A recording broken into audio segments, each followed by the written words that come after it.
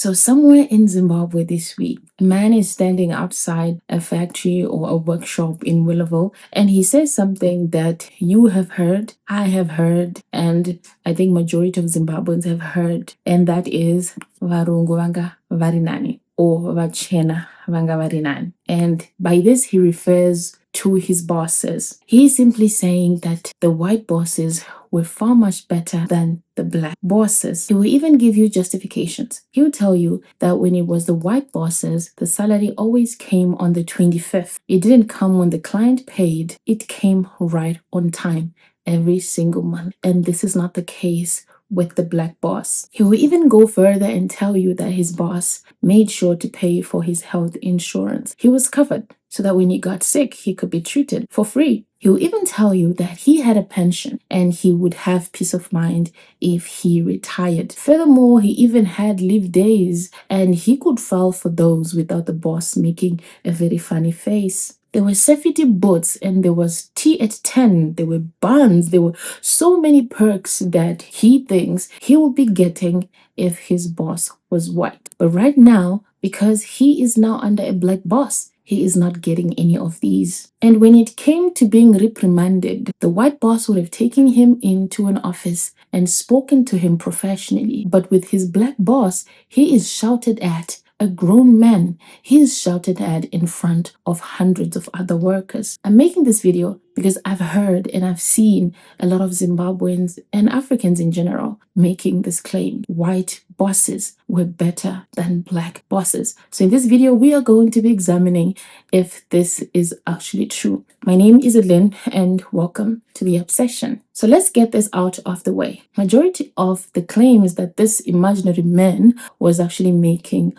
are very true. They are not false. The things that people are describing when they say these things are not fantasy. They are real. In a lot of these workplaces during colonialism, pay was very structured. They had written contract. If you had a grievance, it was actually taken down and even considered. They had health cover. They had a pension. And they had somebody in the business whose actual job was human resources, something that you probably might not see in many of these black-led companies today. They actually had some sort of standards on the factory floor. They had maintenance schedules, and they actually had tools that were replaced when some of them broke. So just think about it. If you once worked at one of these workplaces that were led by a white boss, you probably would see a difference if you worked at one of these companies that is being led by a black boss. Your brain is doing the natural thing, and that is comparing the two. But then the argument would be, these differences, are they because these two bosses are of different races? Or maybe there are other structural reasons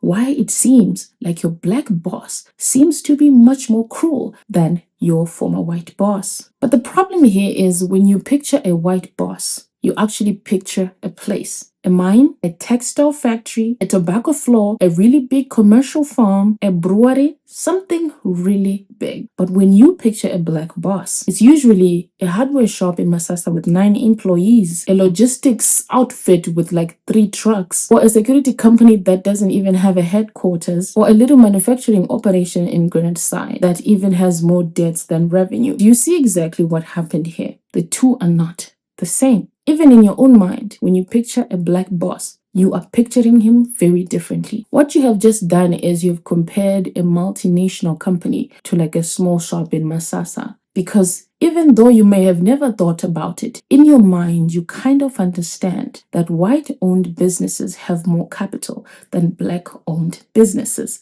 They operate on a different capital framework. The multinational company had an HR manager that could listen to your grievances because he had more than 5,000 employees and required one. It had a pension fund because it had offshore reserves. It could pay you on the 25th of every month without delay because it had a balance sheet that did not depend on 2 to 5 clients. It had thousands or even 10,000s of clients all over the world. Its standards came from a compliance manual written in another country by people that had never been to any African country. But the man with the hardware shop has none of these things. It is not only because he doesn't care, because some do not care, but it is also because he does not have business to that scale. He could not possibly afford an HR manager when he only has 9 to 10 employees. This would literally blow his budget. So what you see is that the boss with the 9 to 10 employees is going to end up doing everything by himself. He's definitely going to mess up much more than an organized business. And I think we can agree to this because for a lot of people that have moved from the informal sector into the formal sector have gone on to work for Econet, have gone on to work for these big banks, have gone on to work for Nyaradzo, have gone on to work for Doves, or some of these large businesses here in Zimbabwe report very different conclusions. These major corporations are actually being run by Zimbabweans and they are black, but they still pay on time. They have an HR department, the employees have medical cover, and the employees have a pension. So when you actually examine this statement, you see that it actually falls by its own weight because what they're simply describing is scale. So we need to look at what are the reasons why it seems like working for a black boss is so much harder than working for a white boss. The first reason is that profit in a first generation black businessman is not really his own. Majority of Zimbabweans are poor and they depend on their rich relatives. So if we have one relative that seems to have made it, his profit belongs to all of us. If there's a funeral, he's gonna pay it. If his sister's baby does not go to school, he has to pay for it. He has like 13,000 cousins that need him to take care of him. So black tax plays a big role in this. There is so much more demand on the money of a black man than a white man because black people have black tax. They have to take care of everyone. They have to take care of their parents. They have to take care of their siblings. They have to take care of their siblings' children. They have to take care of their cousins because in Ubuntu, in our own culture, we do not have a cousin. A cousin is still a sibling. So all these people are looking to you to actually help them. So because of that, there is just so much more demand on the finances of a black man. When a white man makes profit, he does not need to take care of his parents or his siblings because all of them usually are well off. So every cent that he makes is for him and for his business. Unfortunately for black men, it is not that simple. And this trap is the reason why there is little to no reinvestment of capital into black businesses because the money is really enough. So because of this, African businesses usually stay small forever. They don't grow. And usually when the boss dies, the business collapses and his son has to start over. I remember saying this the other video that each and every generation of Africans is starting new businesses. We do not have intergenerational businesses because of this. But if you look at majority of these white-owned businesses, they are not recent businesses, they're intergenerational businesses. Some of these businesses were started in the 1800s, in the early 1900s. They are sometimes fourth, fifth, sixth generational businesses. And black business people usually have no cushion. So because they don't really have intergenerational capital, it means they stay small forever. And this actually means that when a client pays late, then the boss cannot pay salaries. They depend on that month's revenue to pay off their workers. Majority of black businesses don't really have any offshore accounts. They don't even have any investment portfolios. They're simply dealing with the money that is coming in every single day. So because the finances are not really in order, he's going to get frustrated. And sometimes he's going to be very cruel to his employees because he cannot just admit that he cannot pay off his expenses, his overheads, and his employees. And this is not a nice thing. I'm not going to act like it is. And this is not a justification for that behavior.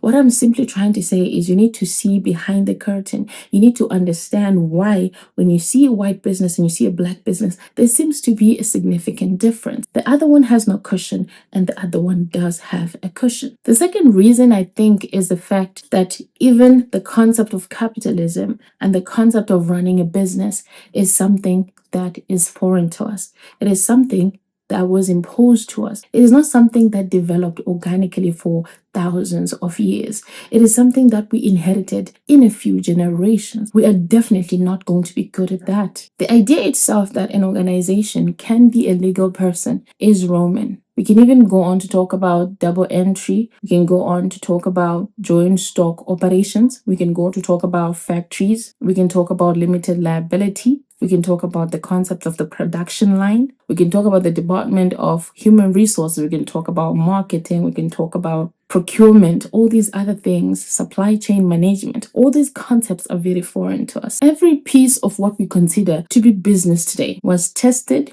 was broken, was argued about, and was revised for centuries in foreign countries. This means that when this concept called a business was being refined over time, the people in those communities were also refined with it. It takes a certain type of person to even understand how a business is run. And it took them 4 to 5 to 6 generations to understand how business should and is run. But I want you to look at us. It is only maybe our fathers who were like the first ever Black managers or people that were able to start businesses. I want you to understand exactly what this actually means. Industrial discipline itself was not natural to Europeans. Nobody is born punctual. It was done to them slowly over 6 to 7 generations of people being refined to understand capitalism. And it was every single institution in that particular community that was pushing people in that one direction. And as for us, Black people, we only received this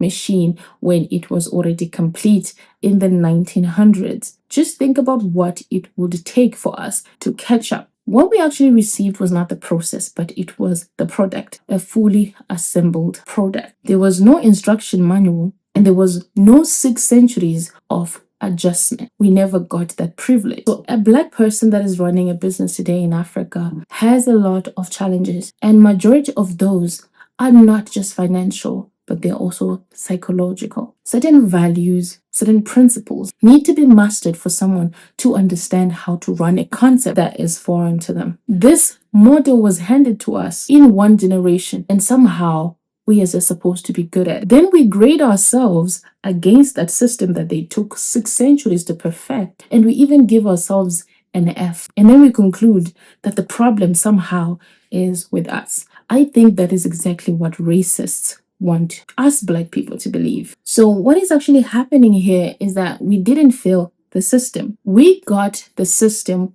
without the 6 centuries of perfection. We never fully adjusted to the system. It's going to take way longer for us to understand the system. That reason is that nobody taught them. Management is a skill, just like welding. Someone has to teach you. Majority of the first Black bosses that we've had in this country were not actually taught by their own fathers, because their fathers were never really bosses. So the software of actually being leaders was not something that was installed in them when they became leaders. At that time in Rhodesia, Black workers were rarely considered to be skilled workers in any of these industries. All they did was follow commands. So imagine when the white bosses were removed, the people that were followers all this time suddenly had to become bosses when they had never been taught on how to become bosses, because white people never thought that Black people would ever retake this land. So I think one of the most fascinating angles that we can even talk about is the fact that the closest role model to what Black leadership was like, especially in business,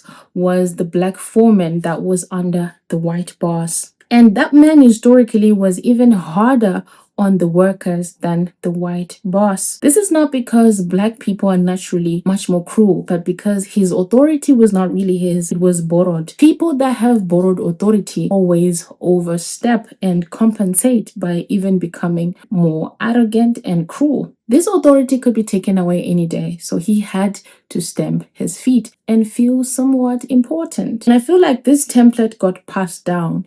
That is exactly why even today in Black businesses, the Black boss is not just incompetent, but he is also very cruel sometimes to his workers. Black bosses feel the need to stamp their authority than white bosses ever had to. I'm not justifying this behavior. I'm explaining why you see this behavior. There's a pattern here, and we're trying to dissect it to see exactly where it comes from. This does not mean that we should tolerate cruel bosses or we should normalize it. We absolutely have to call it out, but we also have to understand the root causes. Why are Black bosses often overbearing? I actually can't remember at what number we were at, but I actually think that Black bosses usually had the worst role models for the type of leadership that is required in businesses. I think that we can all agree that the authoritarianism that we see in almost every sector of our society is definitely not an individual flaw, because you see it everywhere. You see it in our churches, you see it in politics, you see it even in our families. And I truly believe that it starts in the home. Majority of Black Africans grow up in homes where authority was total and it was never explained. In our culture, you don't disagree with an elder, you don't talk back to your father, you don't talk back to your mother. Because I said so is a statement that almost every African child can recognize. Obedience, especially in Africa, is the highest virtue a child can ever demonstrate. In Africa, silence is respect. And a child only speaks when a child is spoken to. Then when you go to school, the same model is applied. When you go to church, the same model is applied. When you go to the state, the same model is applied. And this is a bit different to how white people are raised in their homes. They're allowed to ask questions, they're allowed to challenge positions, they're allowed to disagree with their parents. And this has actually fostered a society where they can innovate, where they can think outside the box. And I still feel that this is one of the reasons why even when Black people become bosses, they are terrible at it, because they are trying to apply the same model that they were raised in. Because unfortunately, businesses flourish where there is flexibility and not rigidity. This is exactly why when you work for a Black boss, you can't question anything. You can't argue with what he's saying. He's going to fire you. Sometimes even if you bring really meaningful contributions, he does not seem to listen. Why? Because of the framework he grew up in. When you're a boss, you exert power. You have to be hierarchical. And this hierarchical mindset is what is killing our businesses. And when you work for a Black boss, you see that he's not as flexible as maybe your white boss. The difference is the Black one is fighting to establish and exert power, but the white man already has the power, so he doesn't need to exert it. I think the last reason why people feel like Black bosses are worse than white bosses is the fact that even if you are subjected to the same treatment by both bosses, but because yourself you're Black and African, you are more likely to feel it more when a Black man does it to you. Human beings do not measure themselves against people they've put in a different category. They measure themselves against people that they consider to be peers. So when a white boss treated you badly in Rhodesia, you would feel it less. You even had a subconscious explanation that, well, he's different from me, so he's obviously going to treat me this way because he considers me to be less than. But when it's a man from your own township who speaks your language, who dresses like you feel humiliated when he speaks to you in a certain way because you consider him to be your equal. When a Black man treats you terribly, there is no system to back this up, because he does not think that he's better than you because of race or because of a system. So you just receive it as just cruelty. So the way you interpret cruelty from a white man is different from the way you interpret cruelty from a Black man. It hits you the hardest. So the treatment you get is just unbearable, because you think that they're gonna give you a little bit of slack because they look like you, but they just treat you like you guys are not related at all. It even hurts you the most because you assume that he's going to understand what it feels like to be in your position, to be unprotected, to be on a lower level, but then he just decides to treat you like a white person would. So you expected nothing from the white boss because you did not feel connected to him, but you expect everything from a Black boss because you feel connected to him. So the psychology behind why you might feel cruelty much more intense from a Black boss than from a white boss. So when people say Black bosses are the worst, what they're actually reporting, and it's actually accurate, is how they felt when the Black bosses treated them a certain way. It is hurt. It hurts more to be treated terribly by someone that looks like you, someone that can relate to your position. The last thing I would say is people have this general feeling that back then it was so much easier. Why? Because of nostalgia, right? And people tend to forget how cruel the old regime was. They forget the Land Apportionment Act. They forget the Masters and Servants Law. They forget that wages were deliberately set low for Africans. They forget that there was so much forced labor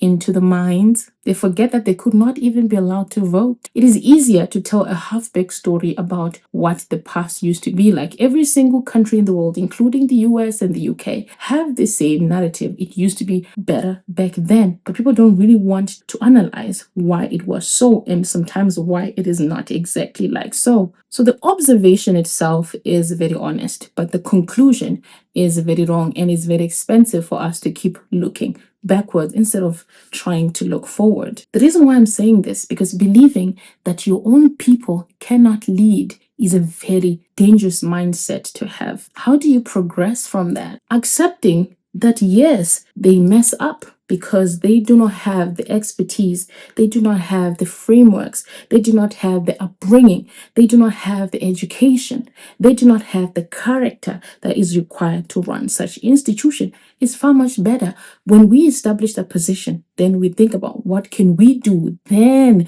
to refine these ideas and to organically improve our ability to run these institutions. It's easier to blame people than to understand a system or to understand why something runs the way it runs. So your black boss is not failing because he's black. He is failing because of all the other reasons that we mentioned in the video. The infrastructure, especially the mental infrastructure, might not be present. And it's because he's probably maybe the first generation boss in his family or the second generation boss in his family. These ideas that he has are yet to be refined, and they are yet to fit into this model that we inherited from the colonizers. My name is Edlin, and thank you so much for watching my video. See you in the next one. Ciao.